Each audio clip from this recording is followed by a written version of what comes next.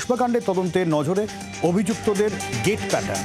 CC ফুটেজের সঙ্গে মিলিয়ে দেখা হবে গেট প্যাটার্ন। কোনো ব্যক্তির গতিবিধি পর্যবেক্ষণ করা হবে প্যাটার্ন দেখে এবং হাঁটার ধরনে অস্বাভাবিকতা রয়েছে কিনা দেখা হবে।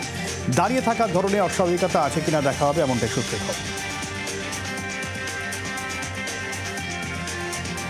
ল্যান্সডাউন কাণ্ডে বা স্টোনম্যানের ছায়া। শরৎ বোস রোডে খুনের ঘটনায় ধৃত রাজু নস্করকে জেরায় পুলিশের হাতে চাঞ্চল্যকর তথ্য। গত বছর এপ্রিল মাসে পার্ক সার্কাসের এক ফুটপাতবাসীর ওপর পাথর দিয়ে হামলা চালায় এই ব্যক্তি। রবীন্দ্র সরোবর এলাকাতেও একাধিক ফুটপাতবাসীর ওপর ব্লেড দিয়ে হামলা চালায় বলে জানতে পারে পুলিশ। নিউটাউনের গেস্ট হাউসের মহিলা খুনের ঘটনায় ধৃত স্বামী। একাধিক পুরুষের সঙ্গে সম্পর্কের জেরেই খুন, বেল্ট দিয়ে শ্বাসরোধ করে খুন করা হয় বলে অভিযোগ। পুলিশি জেরায় স্বীকারোক্তি স্বামী বিশ্বজিৎ মণ্ডলের। সূত্র খবর, গতকাল ইকো পার্ক ঘুরতে এসে গেস্ট হাউসে ওঠেন দম্পতি।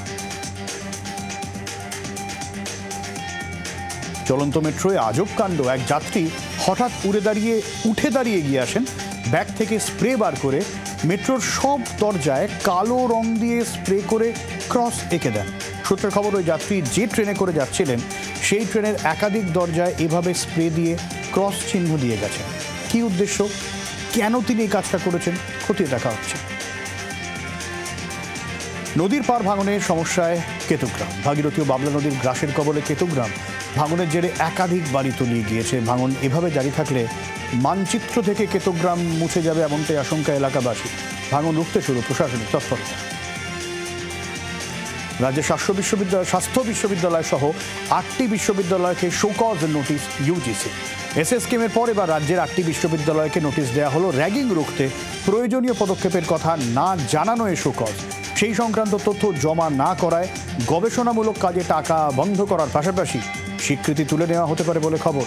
র্যাগিং রুখতে কী ব্যবস্থা নেওয়া হয়েছে, আগামী 30 দিনের মধ্যেই সেই সম্পর্কিত রিপোর্ট জমা করার নির্দেশ, নইলে কড়া ব্যবস্থার হুঁশিয়ারি ইউজিসি। বাংলার আওয়াজ, বাঙালির আবেগ, জি 24 ঘন্টা।